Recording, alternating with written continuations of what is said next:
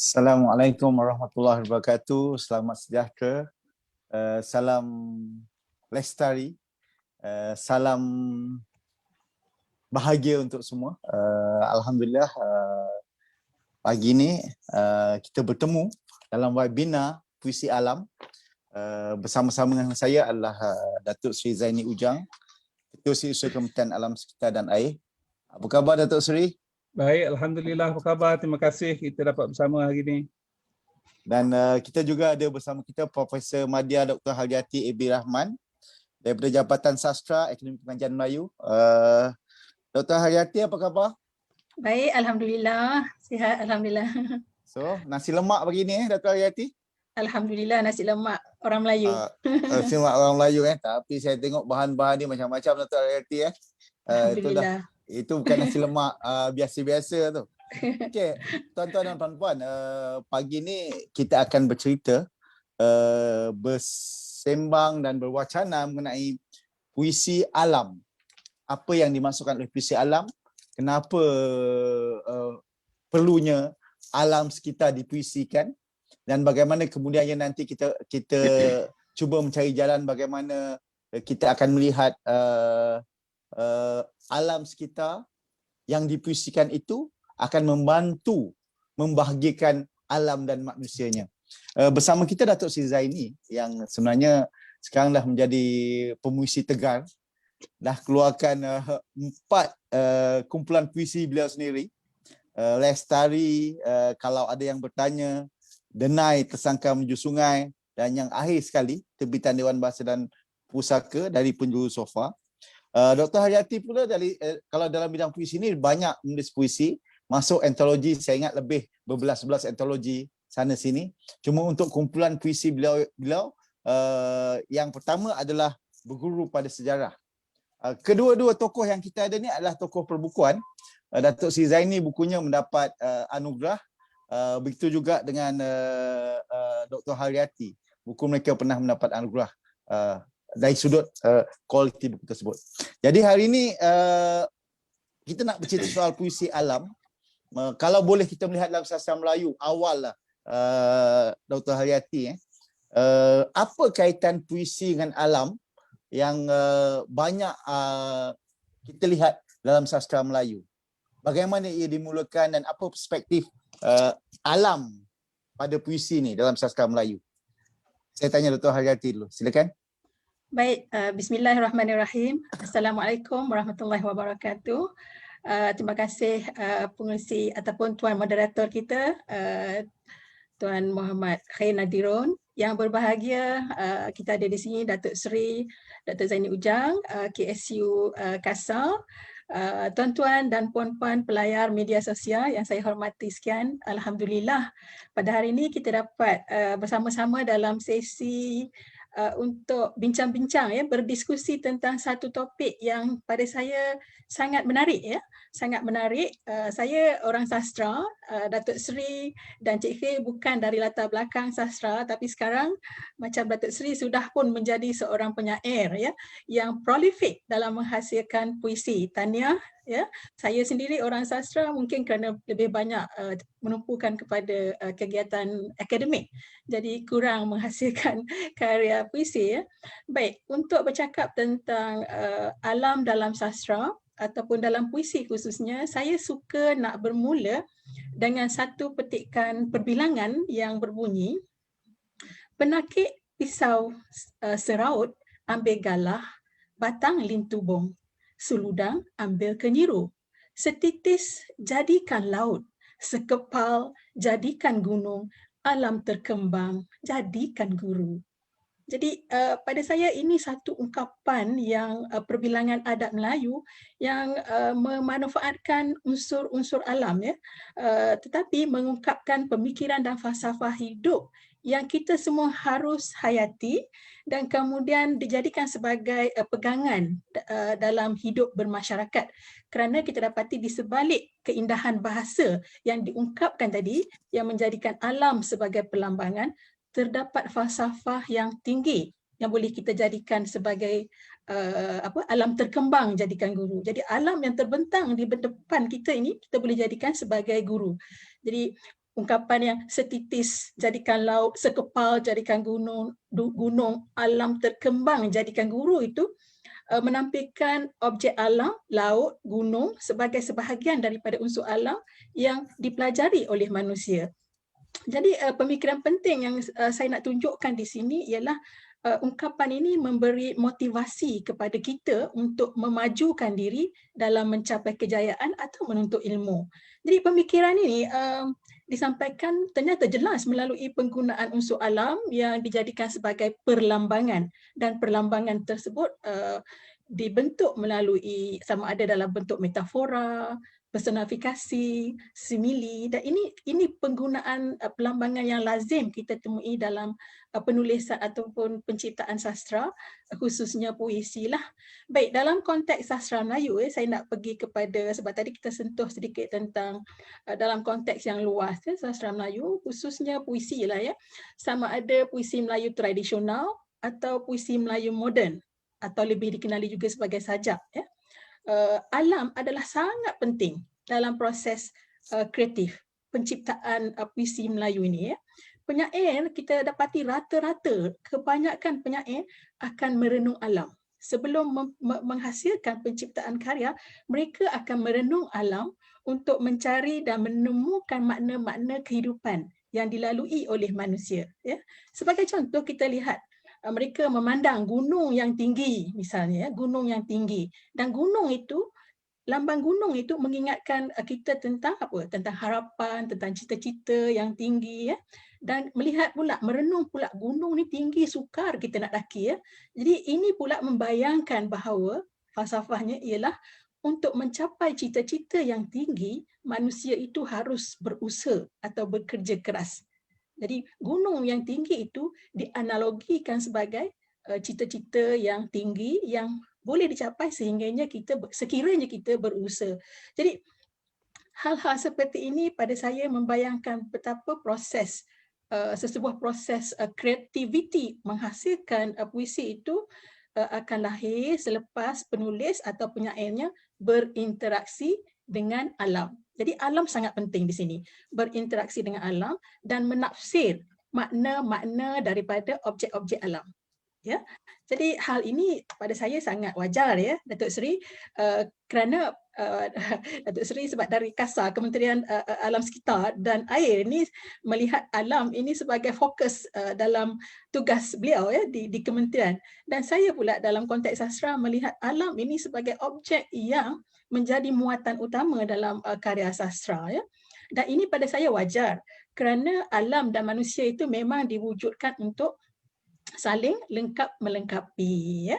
Manusia dijadikan sebagai khalifah untuk mentadbir alam, sementara alam pula tidak akan maju, tidak akan membangun tanpa kepintaran manusia sebagai peneraju, sebagai khalifah tadi. Jadi dalam konteks ini sudah tentulah manusia mempunyai tanggungjawab dan amalan yang harus ditunaikan terhadap alam ya. Saya juga nak menarik perhatian kita tentang bagaimana selain alam, pemikiran masyarakat Melayu ini kita rata-ratanya turut dibentuk oleh agama Islam ya, kerana Melayu itu dalam perlembagaan kita, Melayu itu Islam kan. Jadi selain alam, elemen penting dalam proses penciptaan ialah agama Islam ya. Alam dan Islam ini menjadi sangat penting dalam proses pengkaryaan ataupun penciptaan puisi ataupun karya-karya sastra yang lain. Jadi selain penggunaan unsur-unsur alam dalam karya sastra yang sudah tentulah apa kita katakan dicipta bersandarkan kepada budaya dan akidah ya. Jadi dalam konteks ini kita dapati penyair ni menganggap alam ini sebagai lambang dalam menyatakan sesuatu, dan ini selaras dengan apa yang dinyatakan ataupun yang digagaskan dalam Al-Quran itu sendiri.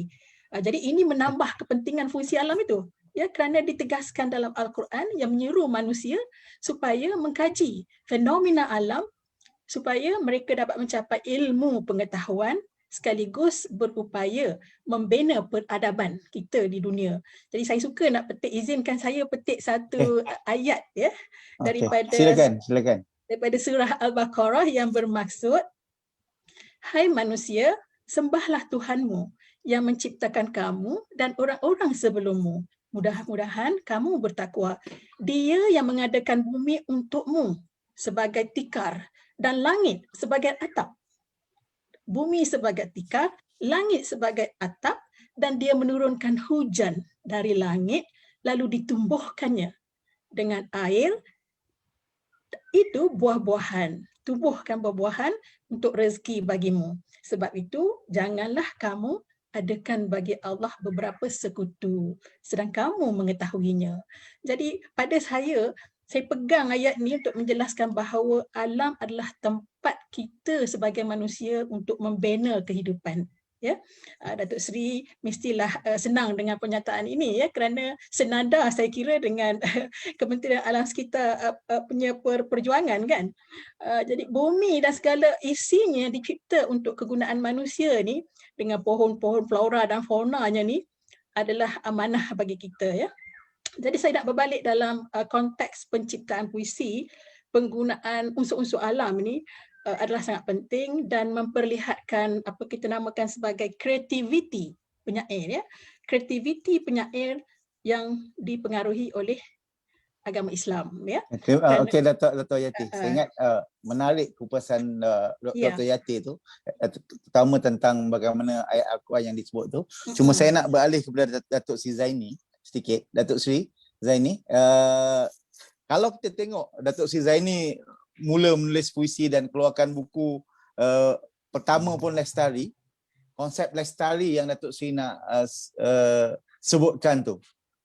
Kalau Dr. Yati menyebut bahawa banyak sastra kita berasaskan perlambangan daripada alam sekitar, dan alam ini menjadi tempat untuk kita menimba ilmu yang Tuhan suruh jaga. Tapi maksud puisi yang Lestari ni, alam sekitar ni macam mana, Datuk Sri? Kalau Datuk Sri boleh lihat. Terima kasih Cik Hir. Saya membaca puisi-puisi yang banyak, saya fikir daripada berbagai sastrawan negara dan pemuisi-pemuisi lain. Saya dapati unsur alam sekitar ni sangat bertaburan. Kalaulah saya ambil satu buku sastrawan negara Muhammad Haji Saleh ni, saya secara lelap mata saya ambil satu page.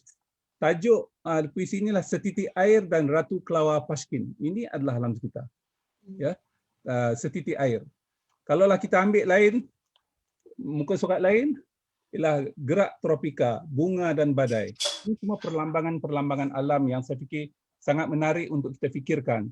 Dan saya cuba untuk meletakkan puisi alam ni dalam konteks kami di, bukan kementerian saja, saya daripada dulu pun cuba nak fikirkan bagaimana kita sebagai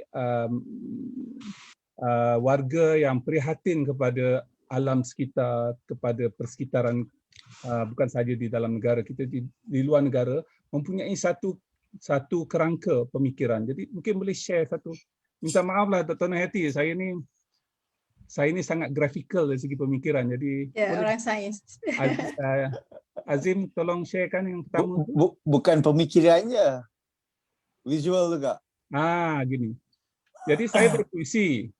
Puisi saya puisi alam ketika memperkenalkan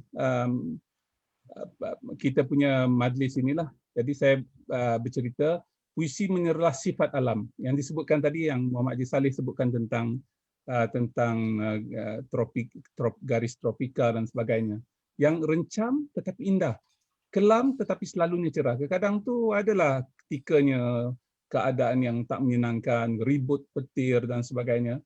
Dia puisi juga menjadi petunjuk pada alam supaya kita tidak lemas, hanyut tenggelam. Itu kena tafsir apa maksud lemas dan hanyut tenggelam tu. Tapi secara keseluruhannya, kalaulah kita ambil satu kuadran yang saya letakkan ini, kita tengok puisi-puisi moden itu penuh dengan estetikanya, bahasanya, gagasannya. Orang belajar macam-macam lah untuk menegakkan ataupun melahirkan jiwa seni sastra yang tinggi. Dan ada juga puisi-puisi nasihat. Kalau kita baca daripada dulu lagi, katalah Gurindam Raja Ali Haji, yang saya rasa saya sangat tergerak untuk cuba menghayati dan cuba memahami puisi-puisi ini, dan cuba meniru-niru untuk berpuisi sedemikian. kerana kata-kata gurindam Muhammad Ali Haji yang cantik. Itu juga saya sebutkan pada akhir tadi, ketika saya tingkatan 2 ya di sekolah, ketika itu Osman Awang menulis puisi yang bertajuk Surat dari Masyarakat Burung kepada Datuk Bandar.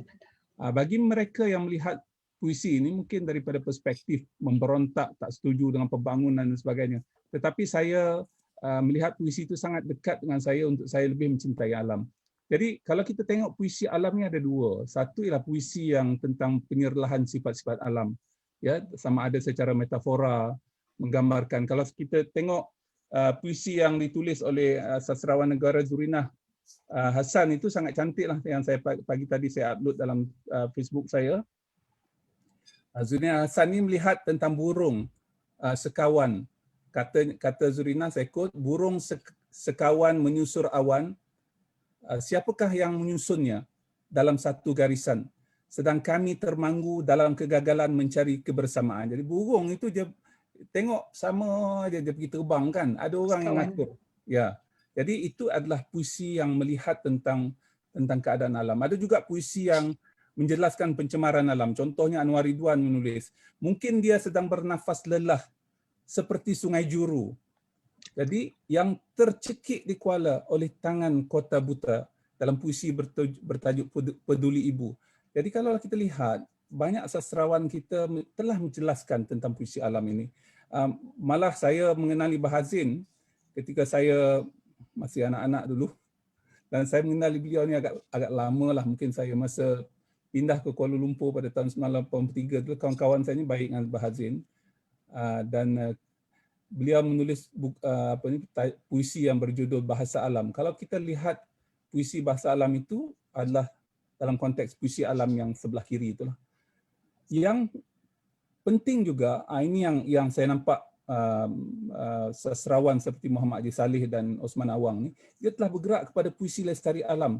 Ketika gagasan tentang pelestarian alam itu dari segi konsepnya, saya tidak cerita tentang puisi ya, pelestarian alam, environmental sustainability itu is a new concept. Ya, kalaulah baca buku saya bertajuk Eco Shift ataupun buku saya Japanese Ecosophy ataupun buku 40 hadis pelestarian alam sekitar, saya ceritakan tentang sejarah tentang pelestarian ini. Kita hanya menyebut tentang pelestarian ini secara tuntasnya selepas tahun 1990 ketika berlakunya persidangan bumi di Rio de Janeiro 1992 ya. Barulah istilah pelestarian alam sekitar itu menjadi satu buzzword, kata-kata yang dikenali dan diguna pakai dalam setiap bidang, khususnya bidang politik dan ekonomi.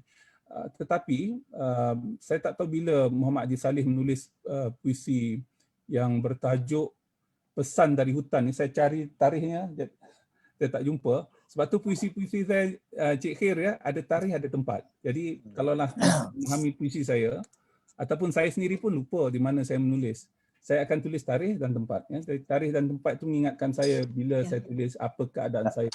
Tapi kalau puisi politik bahaya tu Datuk Seri. Orang boleh tahu waktunya. Ya. Ya, Muhammad Haji Saleh menulis, bersopanlah dengan pohon, janganlah menebang dengan kerlipan untung, janganlah mengeruhkan sungai dan laut. Itulah alur kampung kami. Ambillah seperlu hidupmu. Ya. Patahkan ranting supaya pucuk dapat bertunas kembali. Jadi ini pelestarian. That is the other side. Bukannya puisi alam. Bagi saya lah. Jadi bila saya membaca puisi ni, sebab kita, kalaulah saya mengajar di universiti, saya ni pernah mengajar kat universiti ni, Cik Khair. Ya, tahu. Saya mengajar 25 tahun di universiti, walaupun taklah sebaik mana mengajar. Tapi saya biasanya kalau saya mengajar, saya akan jelaskan tentang istilah-istilah penting. Jadi kalau dalam konteks puisi ni, saya fikir kita mesti jelaskan antara puisi alam yang menyatakan tentang metafora, keindahan, pencemaran, menyatakan permasalahan. Ya, gagasan penyelesaiannya, apa nak buat ialah pelestarian alam. Jadi dalam konteks kami di kementerian, kami ni lebih fokus kepada pelestarian alam. Kita nak puisi jangan orang buang sampah. Kita nak puisi apakah sirah ataupun sejarah botol yang mengalir di laut. Jadi orang tahu kenapa botol mengalir ke laut, kenapa pencemaran sungai berlaku. Bukan hanya disebabkan oleh pelepasan sisa daripada sektor industri. Sebahagian besar, lebih pada 50% adalah sisa daripada perumahan. Ya, jadi benda-benda macam tu yang kita nak bincang. Saya berhenti situ dulu. Menarik Datuk Seri tentang pelestarian ni. Cuma dalam masa yang sama ialah kadang-kadang puisi tak boleh jadi bahan ceramah ataupun bahan lecture, syarahan.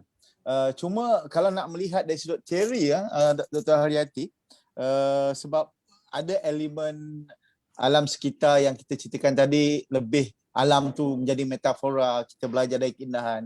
Tapi kalau dari sudut teori sastranya, bagaimana alam itu dijadikan subjek? Kalau boleh Dr. Haryati kupas lebih lanjut mengenai perkara ni. Baik, terima kasih Cik Khair. Sebenarnya dalam konteks sastra secara umumlah, tidak mengkhusus kepada puisi saja. Memang apabila kita melihat keberadaan unsur alam yang begitu mendominasi dalam proses penciptaan karya sastra, maka muncul suatu teori, suatu konsep yang dinamakan sebagai ekologi. Ya? Ekologi dalam sastra, ekologi sastra yang sudah tentulah berhubung dengan nature, yang mana ada teori ini mempunyai prinsip-prinsip tertentu yang boleh kita guna pakai untuk mengkaji kehadiran atau keberadaan alam dalam sastra. Ya.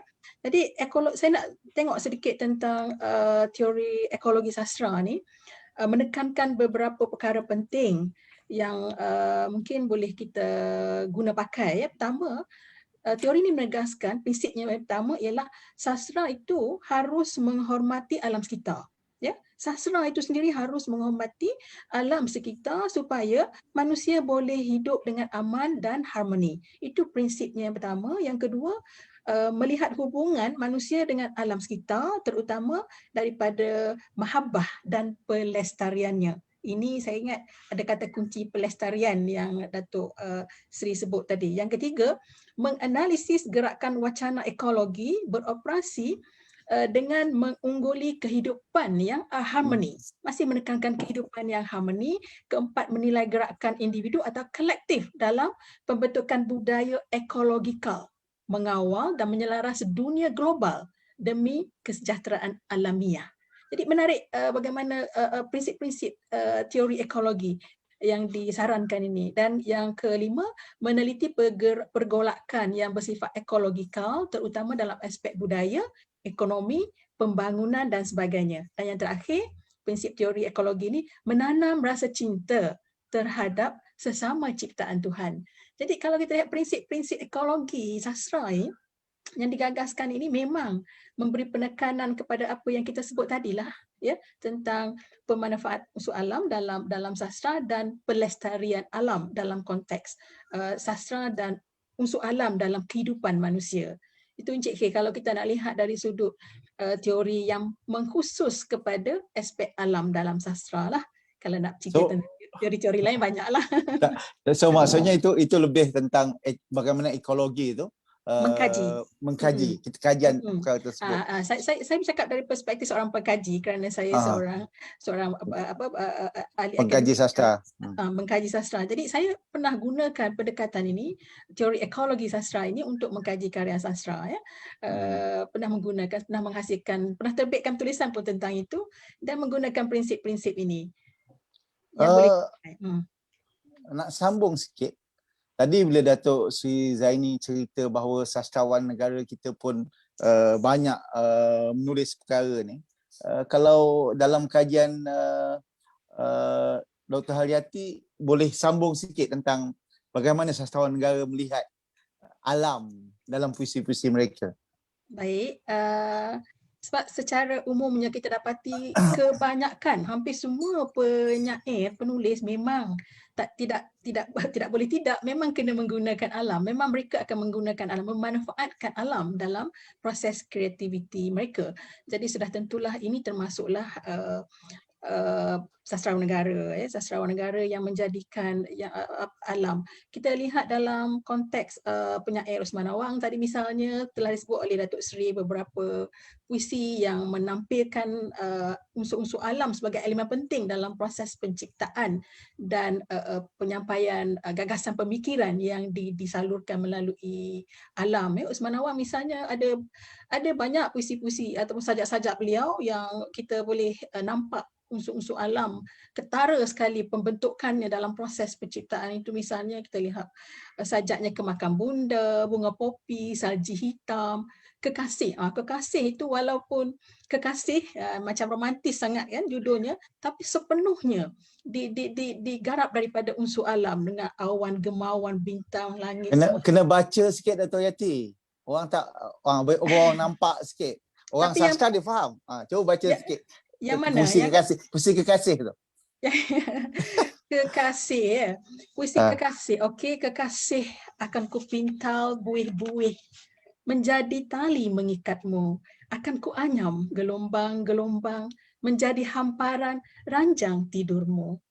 Akan ku tenun awan gemawan menjadi selendang menudungi rambutmu. Akan ku jahit bayu gunung menjadi baju pakaian malammu. Akan ku petik bintang timur menjadi kerongsang menyinari dadamu. Akan ku jolok bulan gerhana menjadi lampu menyuluh rindu. Cukuplah, tak payah habiskan. Saya takut. Boleh jolok bulan gerhana tu. Bulan gerhana tu kena jolok. Jadi itu yang hebatnya saya fikir. Kawan-kawan saya bertanya apa beza menulis puisi dengan menulis yang lain. Saya menulis buku, saya menulis kertas akademik dan sebagainya lah. Menulis sekarang ni banyaklah kertas-kertas dasar negara. Tapi saya fikir menulis puisi ni memberikan kita kebebasan. Ya, untuk menjolok bulan gerhana. Sebab kita ada lisen putika. Ya, yang lain lisen tu putika. harus dirasionalkan. Katalah, saya contohnya lah, kita dalam bidang kejuruteraan, kalau kita kata jauh salah ya. Kita mesti bagi tahu sejauh 3 km. Mesti ada ukuran yang tepat. Ada ukuran dia.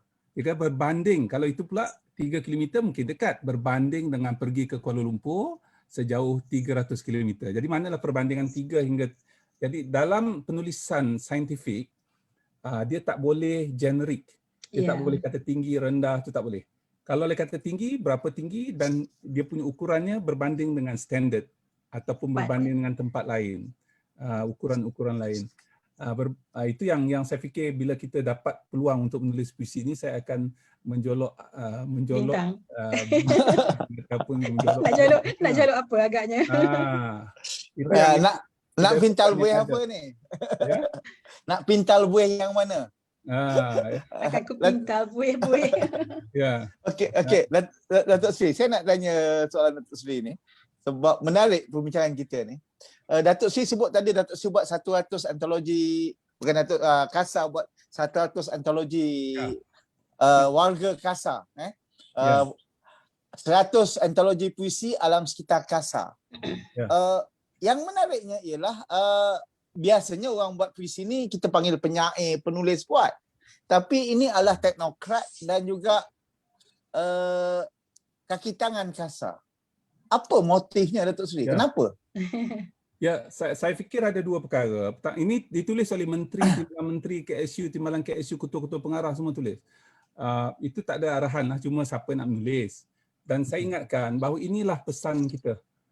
Kalaulah kita nanti bersara, kalaulah kita nanti tak bekerja di sini, kita ada pesan masa kita tinggal di kementerian ni. Dan pesan itu akan diungkapkan kembali. Jadi tulislah sebaiknya.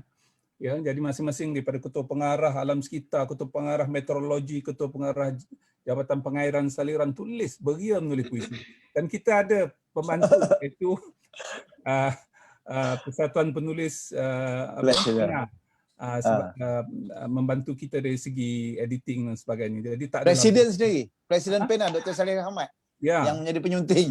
Jadi tak adalah bahasa tu terlampau kaku dan sebagainya. Tapi pada masa yang sama, saya nak supaya perbahasan dalam masyarakat Malaysia ni lebih tertib.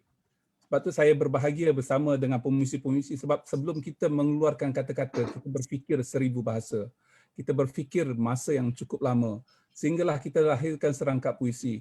Berbanding dengan orang biasa sekarang ni, dia ada gadget macam ni, orang cakap apa saja automatik, tak payah fikir. Dalam masa 1 second, dalam masa 20 saat dia dah keluarkan sesuatu yang kadang-kadang tidak difikirkan sebaiknya. Bahasanya sangat takabur kadang-kadang tu. Dari segi isinya sangat merosakkan dan sebagainya. Jadi kita nak mulakan satu tradisi di mana kalaulah kita nak mengkritik tentang alam ke, pencemaran ke, kita gunakan bahasa yang cantik. Kita gunakan bahasa Muhammad Haji Saleh. Kita menggunakan bahasa Zurinah Hasan. Ya, yang lain-lain lah saya tak sebut ni bukan sebab kebetulan buku mereka ada depan saya, kita gunakan bahasa Bahazin dan sebagainya. Dan kita harus perdanakan bahasa-bahasa yang cantik ni. Kan orang itu dilihat, seseorang itu dilihat dari segi sejauh mana budi dan bahasanya. Jadi secara tak langsung kita, especially dalam konteks kita sangat bergantung kepada kaedah berkomunikasi menggunakan social media sekarang. Ya, macam kita pada pagi ni. Berbanding dengan kalaulah kita bebas lepas, kita hanya mengeluarkan kritikan-kritikan yang sembrono, yang tidak ada asas dan sebagainya. Dan inilah hasrat kita. Dan mungkin yang ketiga juga, kita nak jadikan ini sebagai kata-kata azimat masing-masing. Ya. Contohnya kalaulah kita tengok majlis-majlis kami tidak lagi webinar Hari Berbasikal. Kita gunakan tema webinar Lepaskan Aku Berbasikal. Itu dia. Ayatnya lebih puitis. Ayatnya lebih puitis, itu tajuk puisi saya. Ya, begitu juga yang lain-lain. Kita cuba pelbagaikan supaya pengguna sastra ini, saya istilahkan pengguna sastra, mereka bukan sastrawan, mereka bukan ahli sastra, mereka hanya melihat puisi ini mungkin diucapkan oleh seseorang yang mereka rasa terhimbau. Ada seorang kenalan saya minta saya mengulas tentang satu kata-kata saya, ikutlah rasmi air, ya, walau biarpun tinggi di awan tetapi menitiskan hujan. Itu sesuatu, ini adalah satu rangkaian puisi saya yang agak panjang tentang air. Bagaimana kita boleh memahami bahawa apa saja Allah Subhanahu Wa Taala jadikan itu harus difikirkan bukan saja manfaatnya, tetapi apakah pengajaran daripada situ. Contohnya lah, walaupun awan ni orang kayangan lah, masa tu cerita tentang orang kayangan. Kenapa orang kayangan? Tetapi orang kayangan itu juga menapak di bumi nyata. Dia turun ke bumi dari masa ke semasa, dan sebelum dia proses evaporasi itu menaikkan dia balik ke awan, selamanya dia ada di bumi. Ya, jadi konteksnya ialah walaupun kita mungkin tinggi kedudukan, tinggi ilmu kita, banyak harta kita, tetapi jenguk-jenguklah di bumi, sebab di bumi itulah tempat kita dikuburkan. Wallahu a'lam. Menarik. Okey. Datuk Sri Zaini bila dia sebut pasal alam dan sebagainya, dia dengan bahasa yang cantik, dia ada banyak puisi beliau. Saya nak bacakan satu. Sungai tetap mengalir. Sungai tetap mengalir ke hilir, mengairi tanaman dan menghijaukan bumi, biarpun sering kali dicemari, tangan-tangan kotor berlumuran sampah dan darah, sisa berbahaya dan keladak, kumbahan dan toksik. Sungai tetap mengalir membekalkan sumber air untuk pembangunan dan kehidupan lestari, biarpun sering kali dilupakan, disampahkan dan tidak dihargai oleh manusia yang sudah kepupusan sifat manusiawi. Sungai tetap mengalir, membiakkan ikan, udang dan ketam, melabuhkan sampan nelayan tua dan melakung limpahan hujan setiap longkang, menyerap segala sisa kehidupan dari kota dan desa dan membekalkan air keruh untuk minuman, biarpun disering, dicemari, dikotori, malah dihianati. Itu bentuk macam mana Datuk Sri Zaini dalam buku. Kalau ada yang bertanya, ada satu daripadanya banyak bercerita tentang pelestarian alam sekitar kan.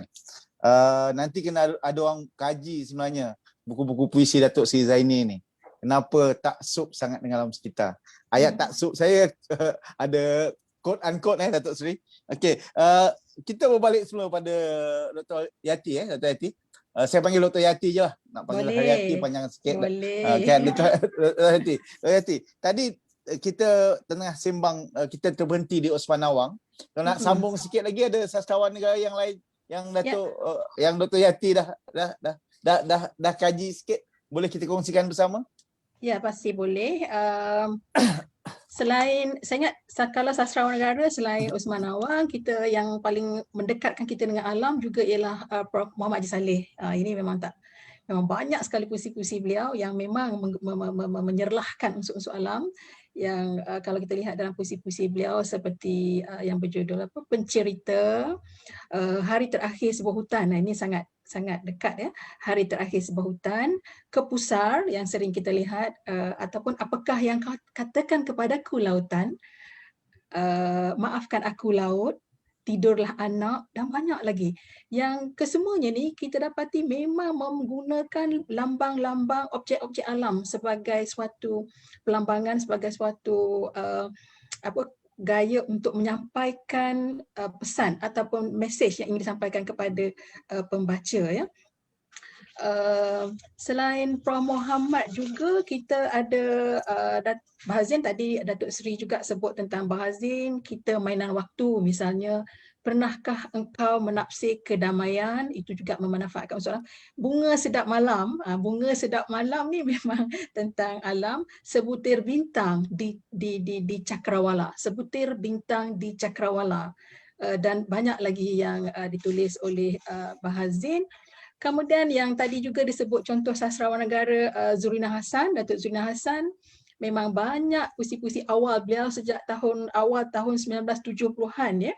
Beliau menulis dengan memanfaatkan unsur-unsur alam. Kita boleh baca dalam puisi-puisi beliau yang berjudul antara lain ialah Di Muka Laut, Di Muka Laut, Di Pinggir Rimba. Ini tajuk pun memang dah jelas menyebut unsur alam kan. Tuhanku dengan kebesaranmu. Kemudian ada puisi yang berjudul Pada Musim Hujan. Pada musim hujan, senja di pelabuhan, aku di sebuah sungai. Tadi Datuk Seri sebut juga contoh tadi. Tapi yang ini aku di sebuah sungai. Kemudian bila hujan telah reda, dan banyak lagi yang tak tersebut lah kalau nak sebut semua. Tapi ini saya nak menunjukkan bahawa bagaimana penyair-penyair sastrawan negara, khususnya Datuk Kamala sendiri, seorang lagi sastrawan negara, juga banyak memanfaatkan alam dalam puisi-puisi beliau. Walaupun kebanyakan puisi-puisi beliau cenderung kepada tema keagamaan, tapi juga masih memanfaatkan unsur alam ya. Macam Pelabuhan Hati, Maknawi Itu Kekasihku, dan banyak lagi puisi-puisi beliau yang kebanyakannya bertema kerohanian, tetapi masih juga menggunakan unsur alam sebagai lambang untuk menyampaikan pemikiran beliau yang sebahagiannya bersifat sufi, keagamaan, kerohanian, dan cenderung untuk mengajak manusia supaya mendekati Tuhan lah, mahabbah ya, mendekati Tuhan, hubungan antara manusia dengan Al-Khaliq. Jadi kita dapati penyair-penyair sastrawan negara, Datuk Seri Zainun tadi dah disebut oleh Datuk Seri juga, tidak terlepas kalau tengok kadar karya beliau memang banyak yang memuatkan unsur alam.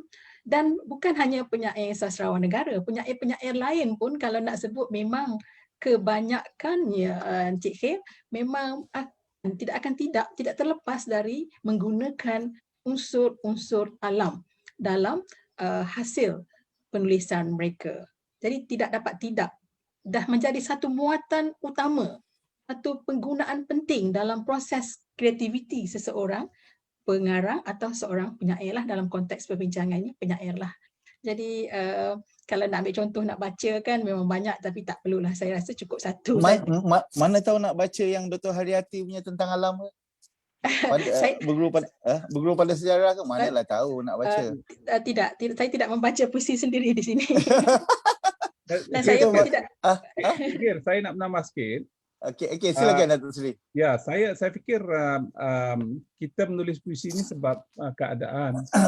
Ya, contohnya kita berada satu tempat. Saya membaca keseluruhan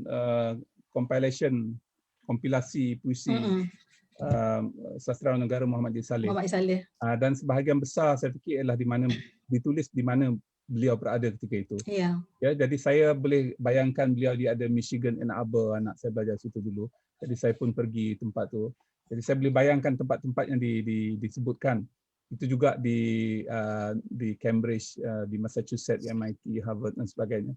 Cuma saya nak sebutkan, saya sebagai pentadbir alam sekitar, walaupun saya ini. Jadi saya menulis puisi ini untuk menjelaskan kerja saya. Contohnya ketika kita melancarkan Denai Sungai Kebangsaan, ini adalah dasar negara ni, Denai Sungai Kebangsaan. Saya dan rakan-rakan saya menyiapkan kertas kabinet dan sebagainya. Tetapi untuk saya bercerita kepada orang secara mudah, ada dua cara. Satu, saya tulis artikel kenapa Denai ini ada. Tapi saya menulis puisi. Ya, dalam buku saya, dalam ucapan saya ataupun kata-kata aluan saya dalam buku kecil menjelaskan dasar Sungai Kebangsaan ni, saya menulis puisi. Puisi itu tajuknya Denai Sungai Impian. Ya, jadi Denai Sungai Impian ni kalaulah dibaca, kita tahu apa benda yang kita nak hasratkan. Ya. Baca Sri. Bacalah. Panjang sangat ni, 2 muka. Kita ada waktu Datuk Seri. Tak apa. Jadi dia macam Datuk Yati juga suruh baca dia tak ada jadi ada unsur suspend. Maknanya dasar negara itu ditulis dalam bentuk puisi dan saya biasa memberi kuliah. Katalah saya diminta untuk memberikan syarahan. Jadi ada dua cara nak tulis apa yang kita nak sampaikan. Satu, kita tulis kertas kerja.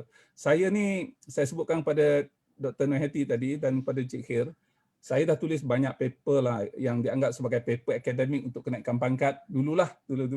Jadi paper sekarang tak memberi apa-apa makna kepada saya kecuali kepuasan dan contribution saya. Kadang-kadang saya tulis lah dalam 5-10 paper setahun. Tapi Datuk Sri Zaini jadi naib chancellor umur 43 dan dia jadi profesor sebelum tu. Umur berapa Datuk Sri profesor? Saya lupa 36. 30 lebih jadi profesor, bayangkan. Jadi maksudnya nak jadi profesor, paper tu memang dah tahap pada itu. Paper tu saya dah tak begitu gairah, tak segairah dululah. Jadi instead saya menulis puisi. Contohnya saya diminta untuk memberikan kuliah kepada pegawai-pegawai kanan Angkatan Tentera tentang water security, keselamatan air. Jadi instead of tulis tentang kertas kerja berjela-jela, saya tulis puisi. Puisi saya dimuatkan dalam sinilah, ya. Jadi tajuk puisi saya itu ialah Kita Kaya Sumber Air. Kalau tengok buku saya ni, buku yang bertajuk Denai, buku saya yang ketiga. Dalam ni ada lebih kurang dalam 4 halaman cerita tentang sumber air negara. Ya, jadi apa yang saya sebutkan itu dan saya jelaskan sepanjang saya memberi kuliah itu, saya menjelaskan rangkap-rangkap puisi yang ada. Wow. Ya. Jadi saya bukan cerita tentang of course lah, selepas saya cerita rangkap puisi itu, saya tunjukkan gambar, saya tunjukkan statistik dan sebagainya, balik perangkap yang lain, cerita. Contohnya saya akan baca lah, ya. Kita kaya sumber air. Kita sebagai pengguna perlu lebih cekap dan berhemat dalam penggunaan. Kita boros menggunakan air. Mungkin kerana harga air terlalu murah. Okey, kelemahan dalam penulisan puisi-puisi pelestarian ini, dia tidak begitu puitis. Sebab saya nak menyampaikan maksud. Saya tak nak nanti maksud itu dilari. Perkataan boros tu memang saya nak gunakan. Ya, contohnya yang lain, murah. Kita tidak berfikir panjang bermandi-manda dan membersih sepuasnya kerana harga air disubsidi kerajaan. Jadi saya jelaskan betul kenapa kita ni sebab air kita murah. Kenapa air kita murah? Subsidi. Jadi kalau orang tanya, saya kan dah cerita dalam puisi itu ada. Tapi yang saya nak jelaskan di sini ialah orang seperti saya menggunakan puisi bukan hanya untuk menulis, untuk memperbanyakkan karya, tetapi untuk memudahkan saya bekerja, menjelaskan fakta saya. Jadi kalaulah dalam konteks slide itu, 4 halaman dalam buku kecil ini hanyalah 1 slide saja. Jadi presentation saya kata kalau tuan-tuan lupa apa yang saya sebut, pegang 1 slide ni. Itulah keseluruhan kata-kata saya. Supa juga yang tadi, cuba tengok tadi. Azim, tunjukkan balik slide tadi, yang pertama tadi. Bukan ni, sebelah. Ni. Ya. puisi alam tu saya sebutkan sini. Jadi saya bahagikan tujuan kita ni ada dua. Satu sifat alam yang di atas ni, puisi alam ni. Dan yang kedua ni ialah tentang petunjuk alam. Petunjuk alam itu ialah bagaimana kita nak melestarikan alam sekitar. Dan petunjuk ini juga boleh menjadi petunjuk kepada kita untuk bahagia dunia dan akhirat. Bahagia di dunia tu makna kita tak tenggelam, tak lemas disebabkan oleh banjir, pencemaran dan sebagainya, dan tak hanyut tu maksudnya tak masuk dalam api neraka. Wallahu a'lam bissawab. Okey, Datuk Seri.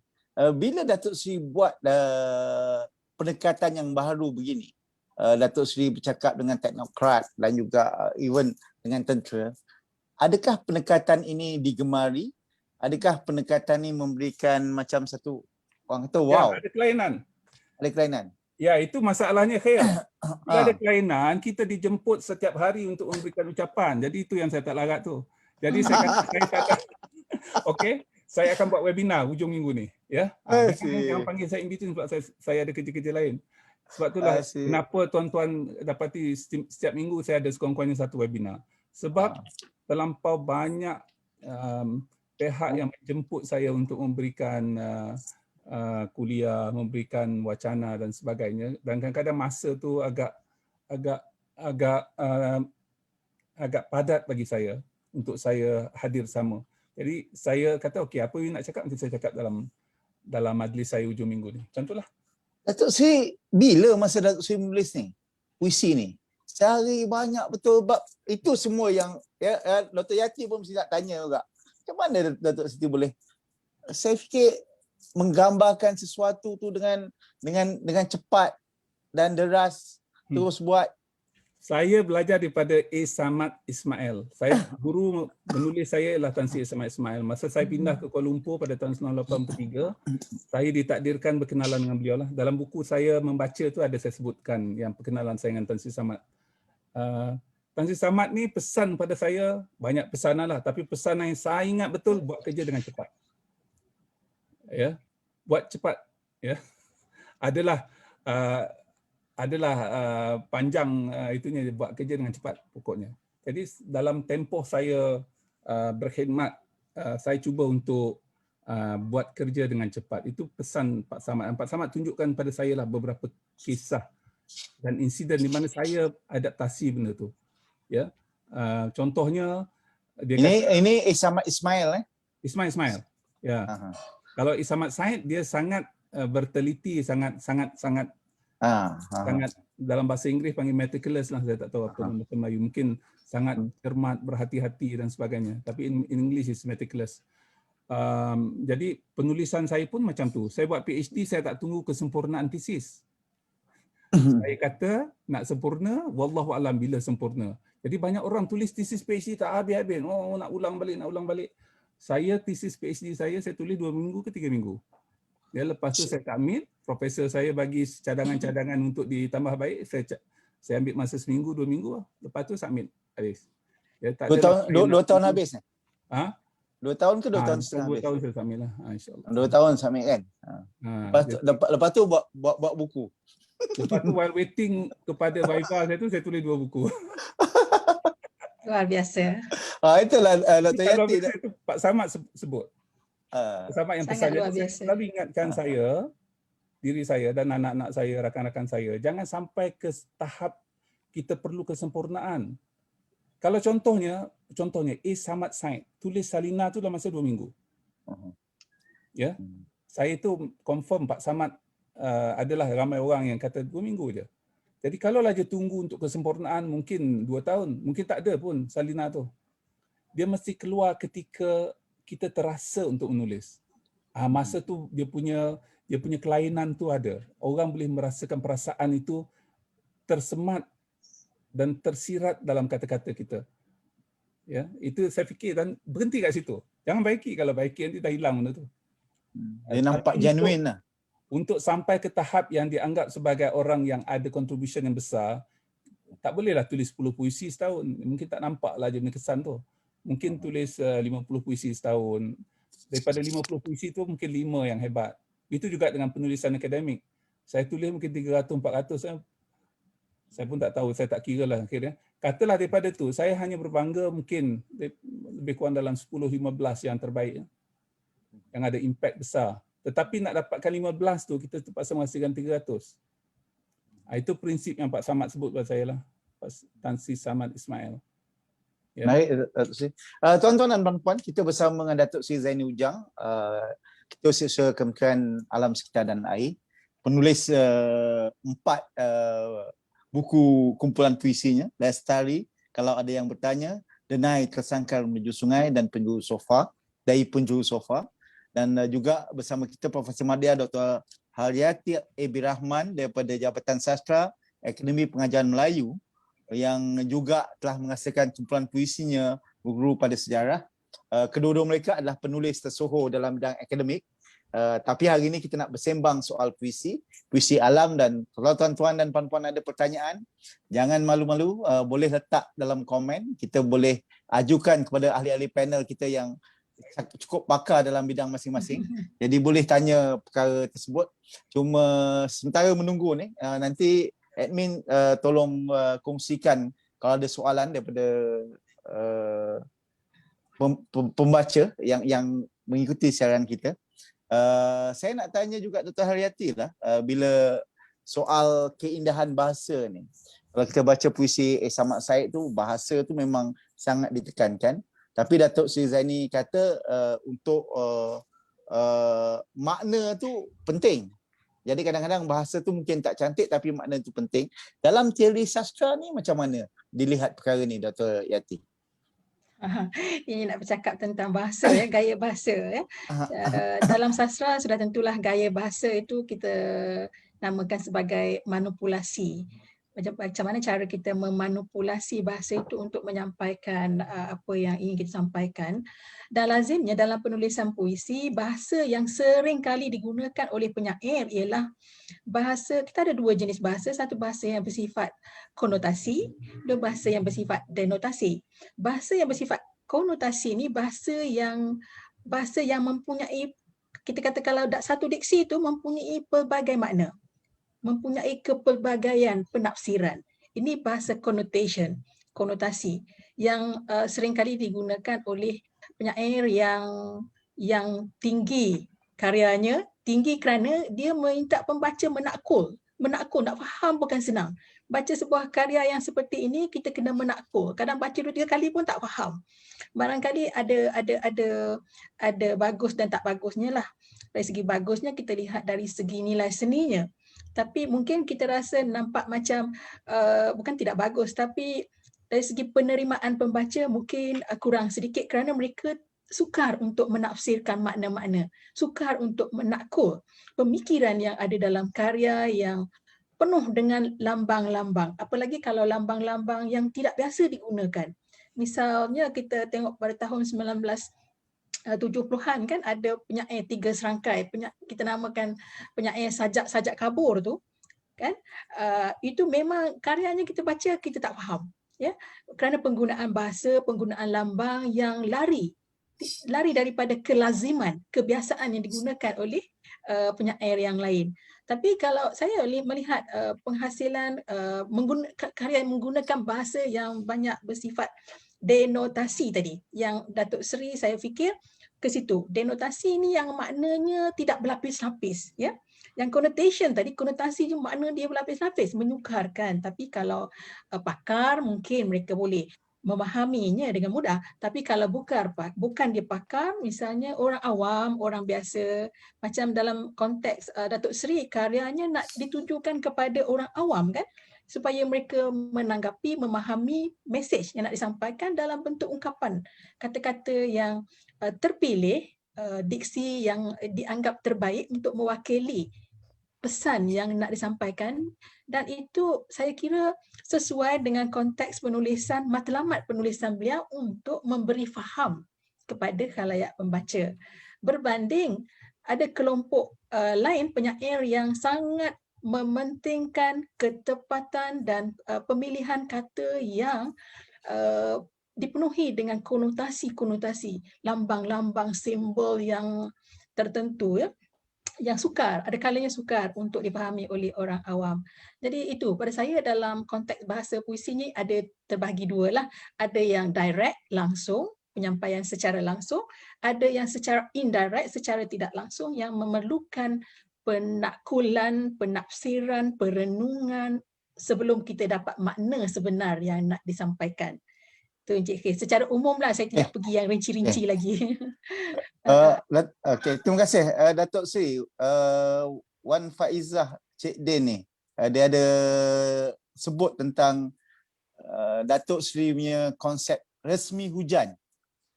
Ya, Kalau yang Datuk saya Sri sebutkan tadi lah. Okay, saya dah jawab sebenarnya tadi tu. okay.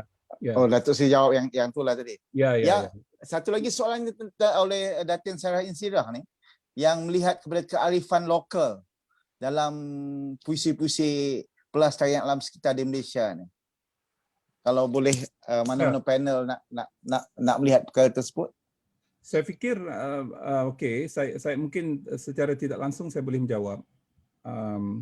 Kearifan lokal ini ada dua. Satu dari segi konsep-konsep keilmuan menggunakan bahasa-bahasa tertentu.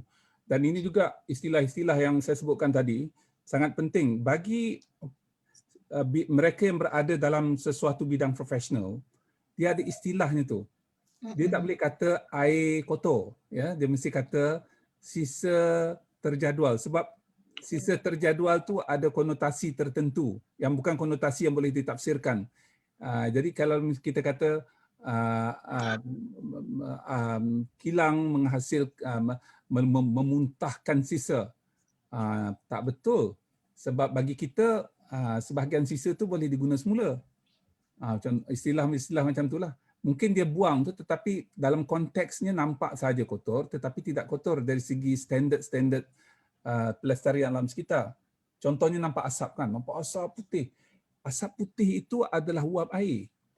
Jadi ada orang tangkap gambar kepada saya, dia kata, Datuk Zaini, puisikanlah asap putih ini.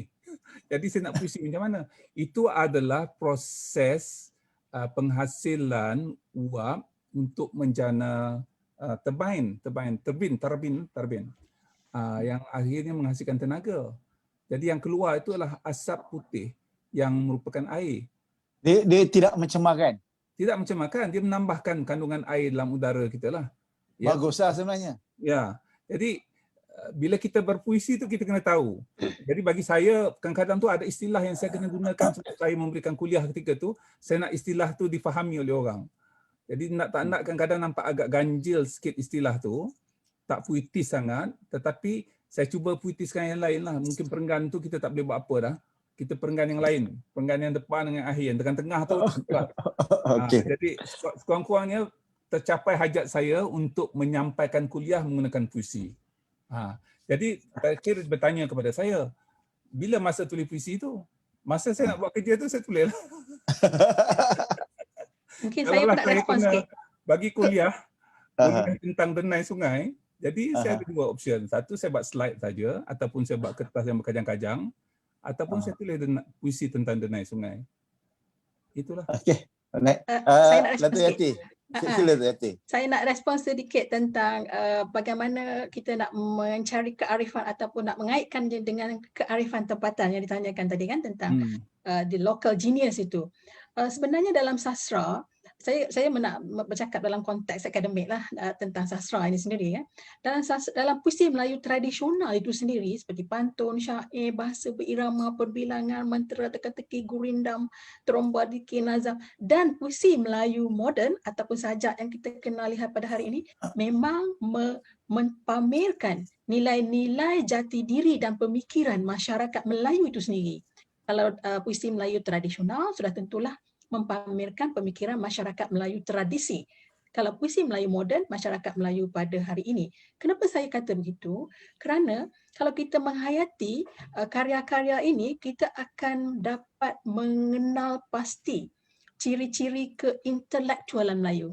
Dalam pantun misalnya, dalam syair, dalam nazam, di situ ada ciri-ciri keintelektualan Melayu yang kita boleh lihat daripada proses berfikir, macam mana penyair itu berfikir, proses kekreatifan berfikir, kerasionalan idea yang ditampilkan melalui hujah-hujah ini yang dilontarkan melalui pemilihan diksi ataupun kata-kata yang terbaik dalam makna yang terbaik, ada alasannya, dan ini sekaligus memaparkan tentang worldview, pemikiran masyarakat Melayu sama ada lama atau baru. Jadi ini memang memang sudah tentulah menyerlahkan apa yang kita sebutkan sebagai the local genius tadi, kearifan lokal. Ya, ini saya kira sangat penting. Dalam buku ini, saya minta, kebetulan saya mencari-cari tadi dalam buku The Nine, pada halaman 223 ada satu tajuk berjudul air keruh. Ya, air keruh ni banyak tempat nama air keruh dan sebagainya. Dan banyak tempat juga air hitam. Ada air masin, ada Air molek, air molek dan sebagainya. Dalam ini pun ada cerita tentang nama-nama air ni. Tapi saya nak sebutkan tentang local genius yang disebutkan oleh Dr. Hayati tadi. Saya sebutkan ini ya, air keruh ada petunjuknya. Jikalau air keruh di hulu, di hilirnya keruh juga. Jikalau air jernih di perigi, bolehlah membasah tekak yang dahaga. Air jernih, ikannya nampak. Air jernih mudah menangguh ikan. Air jernih nelayannya berbondong. Tetapi jangan pula ikan belum dapat, airnya sudah keruh. Ini saya ini kan tentang peribahasa Melayu yang berkaitan dengan kejernihan air. Saya sebutkan ini sebab saya diminta untuk mengulas tentang kenapa air Sungai Kelang dengan air Sungai Langat keruh bila nak jernih. Ini sangat pentinglah bagi saya. Sebab tak semestinya air jernih itu air yang tidak tercemar.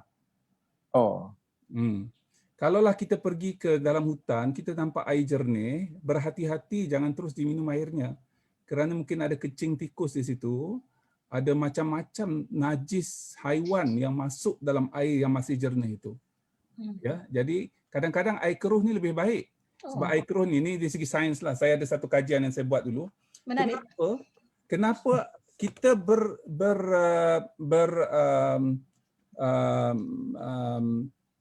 bertayamum menggunakan tanah, satu. Ya, yang kedua, kenapa kalaulah kita nak samak menggunakan tanah.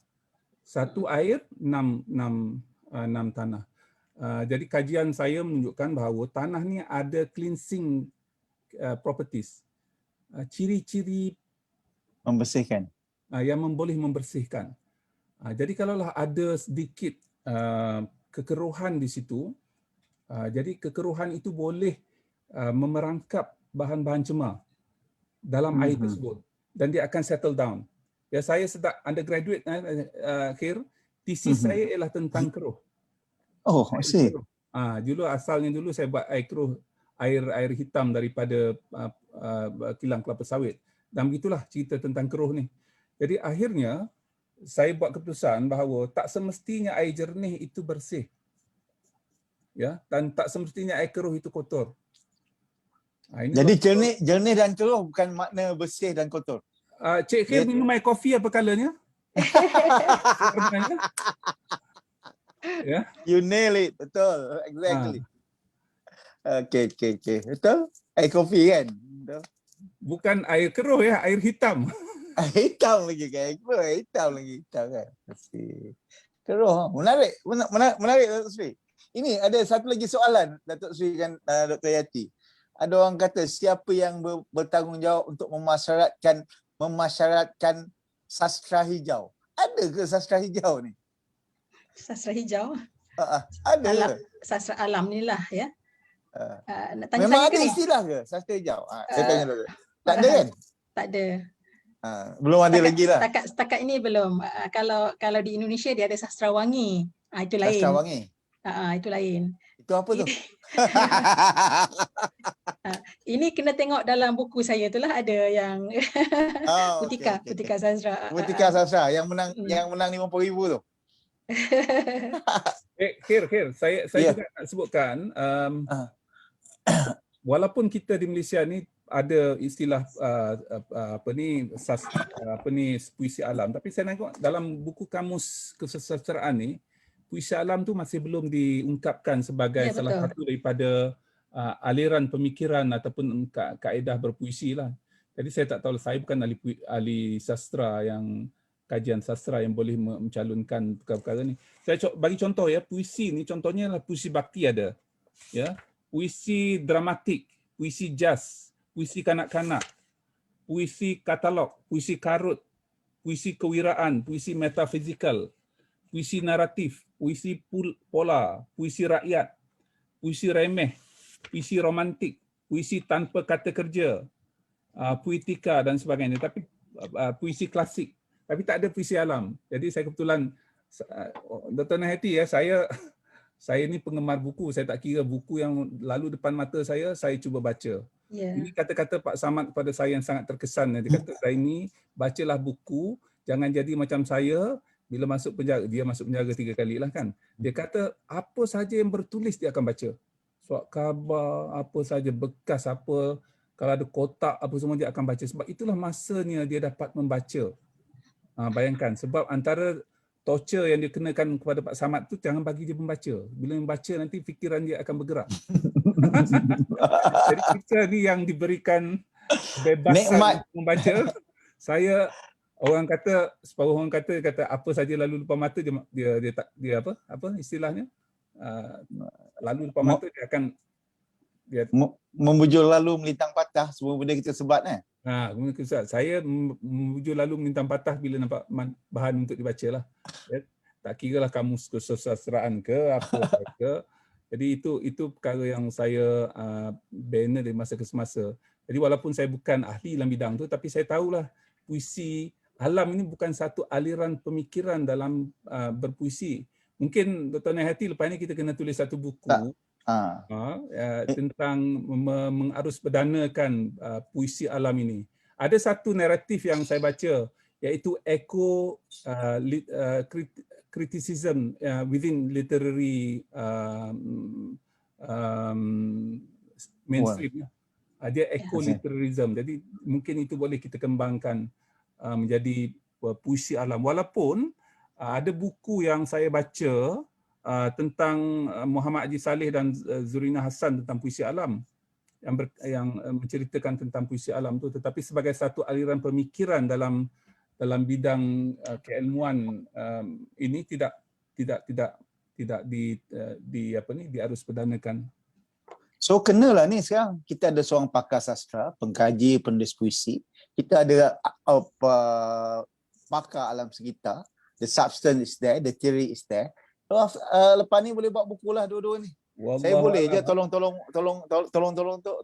buat ni. Ini banyak benda yang kita boleh bolehi ni. Kami baru menyiapkan buku 40 hadis pelestarian alam sekitar dengan Profesor Zulkifli Muhammad Yusof, Universiti Malaya. Edisi kedua lah, insya-Allah akan terbit bulan ni ataupun awal bulan depan. Kita tertangguh cetakannya disebabkan oleh PKP ni. Tapi ada satu buku lain yang kami tengah tulis sekarang ni. Yang Profesor Zul marah saya sebut benda ni sebab masih jauh lagi, iaitu tafsir bertema tentang sungai. Jadi saya bukan ahli tafsir, tetapi saya membaca Al-Quran tu, kalau ada perkataan sungai itu sangat menakjubkan bagi saya. Dan tidak ada penafsiran yang dibuat oleh secara tuntas. Jadi saya mengajak supaya kita melihat apa saja yang kita baca tu dari perspektif yang kita fahami. Kalau tidak, seolah-olah tidak ada definisi tentang sungai dalam Al-Quran. Tidak ada penjelasan yang ketara dalam Al-Quran. Begitu juga saya nak sebutkan, dalam bahasa Inggeris, bila kita membaca Al-Quran tafsiran itu, ada pelbagai, ada yang penuh dengan bunga-bunga kesusastraan Inggeris. Ya, contohnya tafsir Inggeris yang ditulis oleh yang asal oleh Abdullah Yusuf Ali, yang sebelum ditahqiqkan oleh Profesor Ismail Faruqi. Itu sangat bersastra, sangat puitis. Kalau kita baca tu, kita boleh baca, lepas baca Quran tu dalam bahasa Inggeris tu, kita boleh memahami karya-karya Shakespeare dan sebagainya. Masalahnya, kecuali tafsir yang ditulis oleh yang diterjemahkan oleh almarhum Ustaz Osman Muhammadi. Osman Muhammadi translate yang ditulis oleh Abdullah Yusuf Ali ke dalam bahasa Melayu. Dia bukan dia terjemahkan Al-Quran itu, tetapi terjemahkan tafsir yang ditulis oleh Yusuf Ali, yang saya fikir agak puitis. Tafsir-tafsir yang lain saya rasa hilang komponen puitika ni itu. Ya, mungkin ahli-ahli sastra boleh bekerjasama sebagai pembantu kepada ahli-ahli tafsir, memperbaiki tafsiran-tafsiran yang ada tu supaya dia puitis. Sebab Al-Quran ini diturunkan dengan sangat puitikal. Cabaran Nabi Muhammad SAW ketika turunnya Al-Quran itu bukan cabaran kejahilan saja, tetapi cabaran tentang kesusastraan. Perjuangan Nabi Muhammad ialah perjuangan melawan ahli-ahli syair yang hebat ketika itu. Dan bahasa Al-Quran, kalau kita tanya kepada siapa pun di kalangan mereka yang memahami bahasa Arab, sungguh indah. Ya. Tapi kalau kita baca tafsir kita, kadang-kadang kurang dari segi dia bahasa yang sangat direct, ya, demi masa sesungguhnya tak ada unsur-unsur puitikanya itu. Ya, mungkin boleh diusahakan di kalangan ahli-ahli sastra yang boleh memahami sedikit sebanyak bahasa Arab, tengok balik tafsiran ini tak ada isu untuk kita perbaiki. Yang tak boleh diperbaiki ialah matan Al-Quran tu. Ya, saya tengok dalam bahasa Inggeris pun saya mengumpul banyak tafsiran dalam bahasa Inggeris dan saya rasa seronok membaca pelbagai tafsiran. Ya, ada yang sangat puitikal, ada yang direct to the point, ya, ada yang literal translation dan sebegitu. Ya, jadi saya nak sebutkan tadi dalam konteks berpuisi, katalah untuk kita melebar luaskan khalayak yang mencintai sastra Melayu, kita kena bersedia untuk bergabung dalam bidang-bidang tertentu supaya bidang kita itu dapat diungkapkan secara puitikal, secara puitis. Datuk Seri, Nazirah tanya ni, macam mana tips nak mula tulis puisi? Tu kena tanya cikgu lah, apa pula. Saya bukan cikgu puisi. Saya nak tanya Datuk Seri dulu sikit. Datuk Seri macam mana? Belum kita tanya cikgu tu. Baca buku puisi lah. Saya sebelum tidur nak tidurkan saya nak tidur ada dua cara lah. Satu, saya tidur ketika saya letih. Yang keduanya saya membaca. Jadi biasanya saya membaca bahan-bahan sastra yang menidurkan. Salah satunya buku puisi ya. Buku puisi yang tak faham tu cepat dia tidur. Kadang tak habis terangkat dia tidur. Jadi mimpi saya tu sangat puitis lah. Datuk sebenarnya sama juga saya nampak sama. Dia orang kata macam nak menulis, baca. Ada 4 cara macam nak menulis. Pertama baca, kedua baca, ketiga baca, keempat baca. Kelima barulah tulis kan. Datuk Zaini. Okey, Datuk Yati. Tips menulis puisi. Kalau berdasarkan pengalaman saya lah, saya setujulah bahawa kita kena membaca. Apa-apa pun kita mesti bermula dengan membaca lah. Jadi yang Encik Khair sebut pertama baca, kedua baca, tiga baca tadi, baca ni bukan merujuk kepada baca buku saja, buku bahan bertulis saja, tapi kita juga boleh membaca apa yang ada di sekeliling kita. Membaca alam, membaca manusia, membaca masyarakat, ya. Kalau pengalaman saya dulu, saya zaman sekolah, saya sebenarnya Encik Khair, saya lebih banyak menulis puisi ketika saya berada di zaman sekolah menengah. Bila saya dah masuk universiti, masa belajar saya masih menulis, tapi bila dah kerja saya dah kurang. Kalau tengok, saya ada hampir ratusan puisi yang sudah terbit di akhbar-akhbar waktu di alam persekolahan. Ya. Wow. Itu tak termasuk dalam buku puisi yang ada pada hari ini. Itu kebanyakan rekod tu terpadam apabila berlaku kebakaran lah.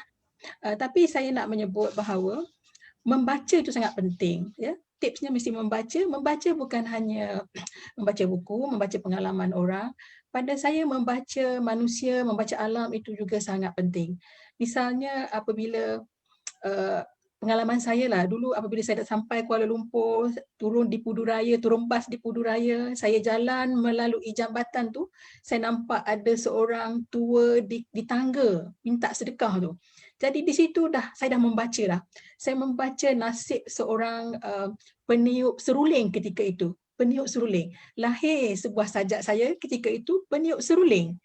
Yang saya tulis berdasarkan pembacaan saya terhadap duduknya seorang lelaki dengan meniup seruling dan mengharapkan ada orang yang lalu meletakkan shilling dalam bekasnya tu.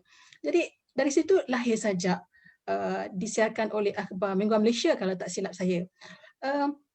Yang penting juga dalam diri kita mesti ada sifat ataupun sensitivity, PK. Sensitivity dan creativity. Sensitivity sangat penting kerana kita kena peka, kita kena sensitif dengan pembacaan. Kalau kita tak sensitif, kita tengok apa pun tak memberi apa-apa makna pada kita. Tapi kalau kita sensitif, kita ada sensitivity, kita tengok sehelai daun boleh jadi sebuah puisi. Kita tengok seekor burung boleh lahirkan sebuah puisi. Kita lihat seorang peminta sedekah boleh lahirkan sebuah puisi. Kita tengok sungai yang mengalir keruh atau jernih boleh melahirkan puisi. Kerana apa? Kerana kita sensitif. Kita ada daya sensitivity bergabung dengan daya creativity, maka lahirlah puisi. Jadi membaca juga, tapi dalam diri kita juga kena ada sensitivity dan creativity. Sensitivity dan creativity ni dia kadang kita lihat sebagai sifat semula jadi manusia, sensitif. Kalau kita ada rasa empathy yang tinggi, rasa simpati yang tinggi terhadap manusia lain, kita memang akan ada sensitivity itu. Kita tengok apa pun, kita boleh jadikan cerita, kita boleh jadikan puisi. Jadi tak semestinya kita kena pergi duduk dalam library, kita kena masuk universiti, tak semestinya kita kena masuk belajar teori sastra, belajar tentang sastra, baru kita boleh menulis puisi. Tidak, tapi kita berguru pada alam. Kita belajar daripada alam. Dr. Yati, ada soalan daripada Gabriel Kim Juan. Dia tanya, kalau kita nak tulis puisi ni tentang alam, kita tengok alam betul ataupun memadai, kita tengok macam firasat, kita duduk kat bilik, kita membayangkan. Dia tanya soalan, saya macam mana nak buat tu? Ya, pada saya itu bergantunglah kepada individu. Kadang tahap sensitivity dan pemikiran orang tak sama. Setengah orang dia duduk dalam bilik yang tertutup pun dia boleh pergi jauh kepalanya, pemikirannya tu boleh sampai kepada negara itu, negara ini. Dia boleh buat cerita yang menarik tentang negara yang tak pernah dilawatinya pun. Jadi ini menunjukkan bahawa dalam sastra ni kita boleh mengembara dengan pembacaan. Kita boleh mengembara ke negara lain, mencari ilham dengan pembacaan, ataupun sebahagian lagi melalui pengalaman. Selain membaca juga pengalaman. Pengalaman sama ada pengalaman kita sendiri atau pengalaman orang lain. Jadi ada saya bagi contoh. Pelbagaian. Saya bagi contoh Sandokan, cerita pasal pahlawan di Sarawak, ditulis oleh penulis daripada Itali yang tak pernah sampai pun ke Asia Tenggara. Betul. Dan kalau kita tengok karya-karya yang menang hadiah sastra, yang sastra remaja misalnya, hadiah sastra kumpulan utusan dulu tu kan, banyak karya-karya yang memaparkan latarnya di luar negara, di Eropah, di sana, di sini, sebagai menjejaki zaman Melayu zaman dahulu. Tetapi mereka ni sebenarnya tak pernah sampai di lokasi-lokasi yang dipaparkan. Di hospital sakit jiwa di London misalnya boleh ada dalam karya dengan baik digarap. Betul. Jadi, tak semua orang bernasib baik macam Datuk Sri Zaini Ujang yang telah mengembara ke seluruh dunia dan juga buat puisi. Jadi sebenarnya mudah kan? Jangan memayahkan untuk menulis. Saya fikir ada 3 perkara yang penting untuk menulis sebuah puisi. Satu ialah kita kena tahu angle mana yang kita nak tulis. Contohnya kita berada di di sungai kan. Kita boleh tengok angle kejernihan air, kita tengok angle pencemaran, kita tengok angle kebergantungan masyarakat kepada sungai tersebut. Tak ada lagi nelayan. 50 tahun dulu ketika aku kecil-kecil kat sinilah tempat bapa aku mengenai apapun punca pendapatan. Something like that yang related. Yang keduanya ialah gagasan kita. Apa yang kita nak daripada sungai itu? Kita nak sungai. Contohnya saya cerita tentang Denai Impian. Baca Denai Impian tu, itulah dasar yang ada dalam dasar Denai kebangsaan. Jadi saya kembangkan objektifnya dengan apa yang dihasratkan pada tahun 2030 iaitu 10,000 kilometer denai sungai di Malaysia. Dan orang nak ke mana-mana lalu pergi sungai je. Macam saya kecil-kecil dulu lah, pergi mana-mana cari sungai. Kita lalu susur sungai tu. Dan kita akan sampai satu tempat. Khair, you orang Johor ya, you ingat-ingat sikit. Orang Johor ni, Sungai Muar tu daripada Negeri Sembilan. Dia ada 2 tu anak sungai. Satu daripada Pahang, satu lagi daripada kampung saya. Okey. Jadi Okey.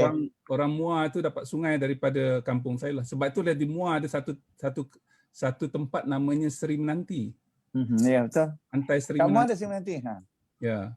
Jadi kalau secara tak langsung kita akan ceritakan gagasan kita. Bagi orang macam saya ada benda yang kita nak buat, dasar kerajaan ataupun ilmu yang kita ada sedikit sebanyak tentang pencemaran sungai, pencemaran air, tentang macam-macam lah yang hal berkaitan dengan pengurusan alam sekitar ni. Jadi kita menyertakan apakah hasrat kita. Ini yang penting bagi saya. Kalau kita tengok balik konsep puisi lestari alam tadi, kita menceritakan tentang apakah yang digagaskan. Wawasan kita tu apa dan apa kaedahnya. Itu di situ ada masalah sedikit sebab kita mungkin target kita ialah masyarakat tertentu, pembaca tertentu, kelompok tertentu yang kita perlu dengan sejelas-jelasnya menyebutkan benda tu. Contohnya jangan buang pastikan kumbahan ni. Jadi perkataan kumbahan tu yang tidak puitis lah bagi saya, tetapi kita nak nyatakan kumbahan tu. Buangan terjadual, sebab itu 2 perkara yang sangat penting lah yang menyebabkan pencemaran berlaku. Satu kumbahan, yang keduanya buangan terjadual.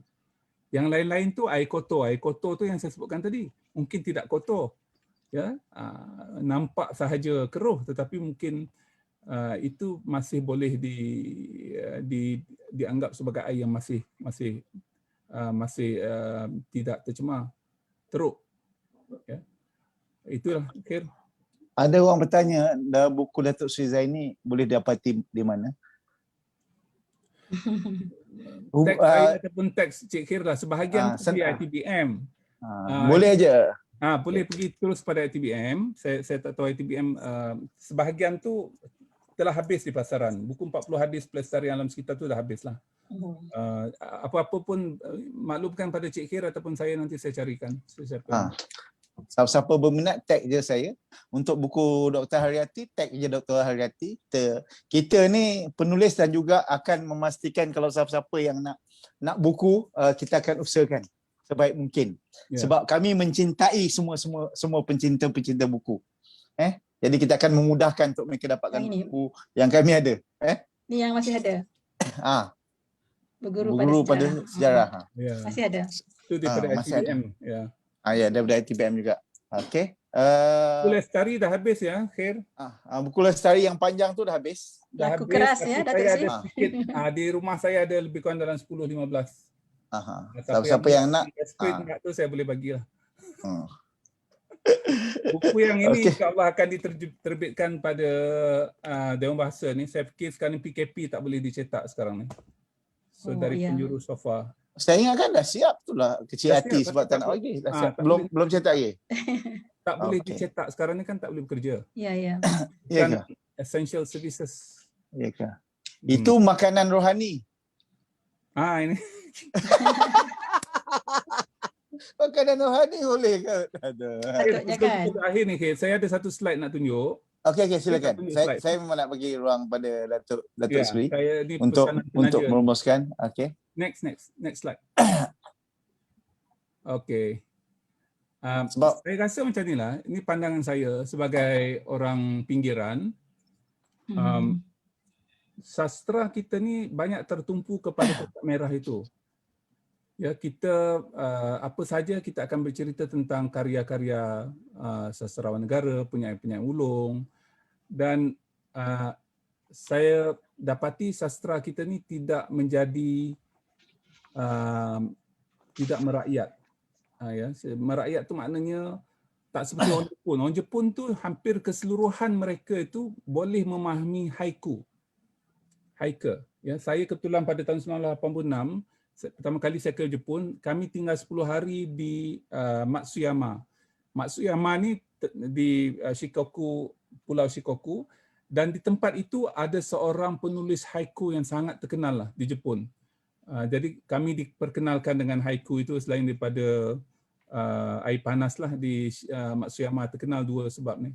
Dan saya cuba nak memahami orang Jepun. Orang Jepun ni, dia membaca haiku ni ada dua, haiku ni pendek, tulisannya sangat pendek dan mesti difahami.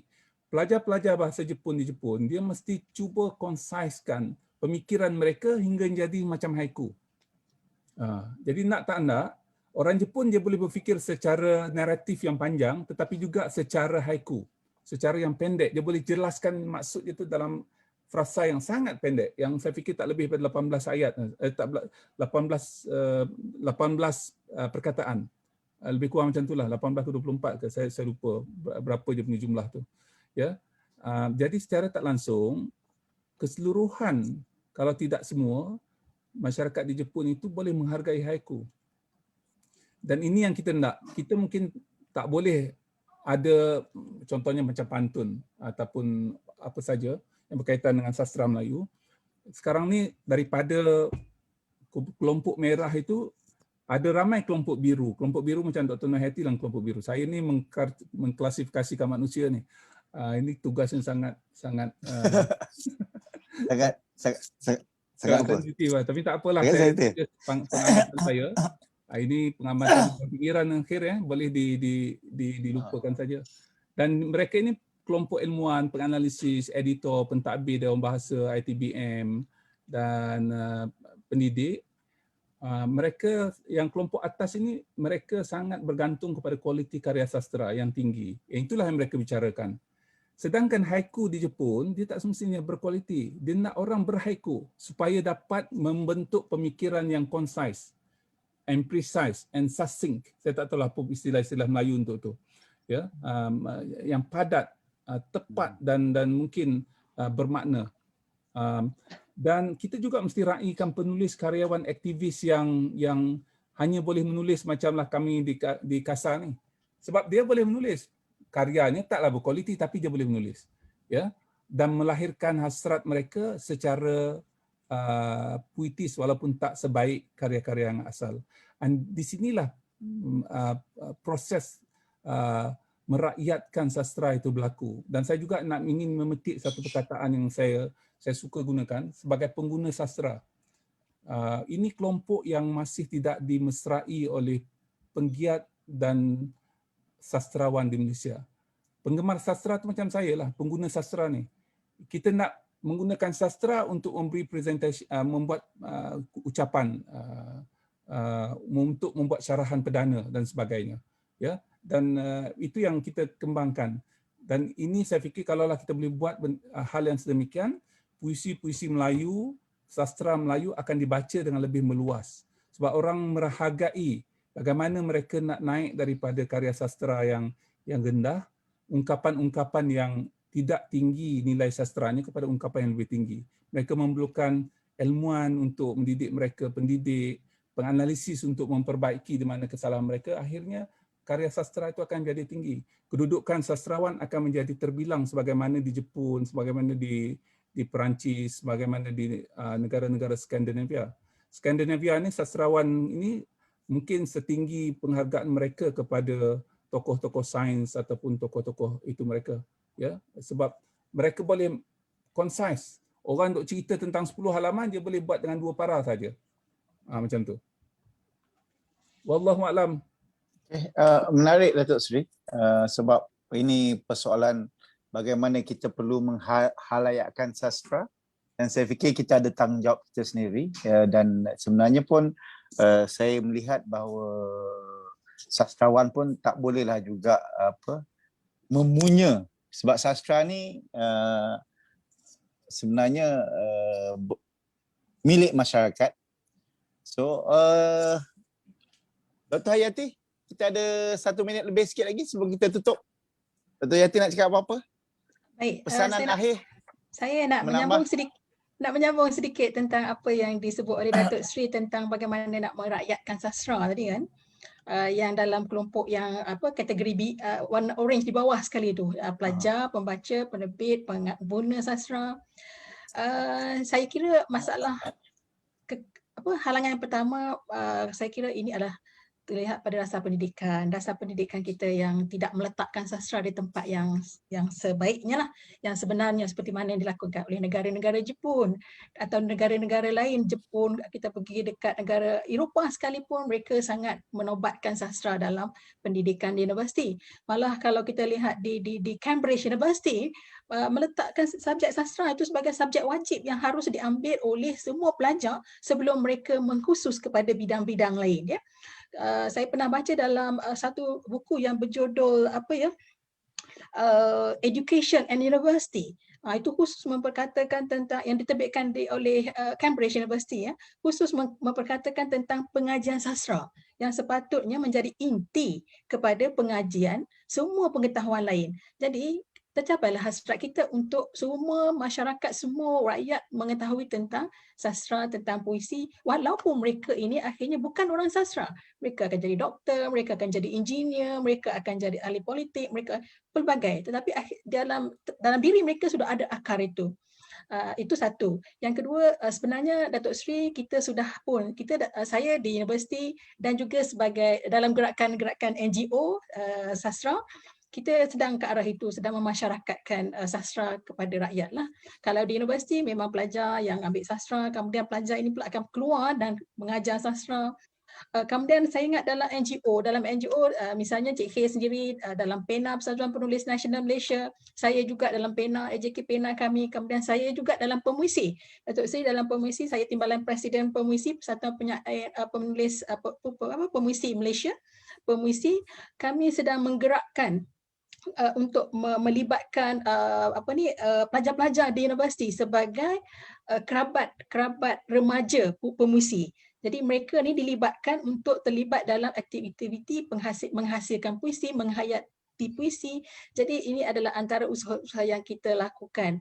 Peranan ini diambil alih bukan hanya oleh individu, oleh Persatuan Sri PENA, GAPENA, pemuisi, penyair. Semua sedang bergerak ke arah menyemarakkan penghayatan masyarakat terhadap puisi yang dalam kelompok yang di bawah tadi, ya. Itu satu yang kita sedang lakukan sekarang, dan insyaAllah kalau kita semua bergerak ke arah itu, insyaAllah kita akan dapat melebarkan lagi kelompok yang kecil tadi, untuk melahirkan generasi muda, generasi baru yang cintakan sastra, yang cintakan puisi, insyaAllah. Kir, setengah Ya. Silakan, Datuk Seri.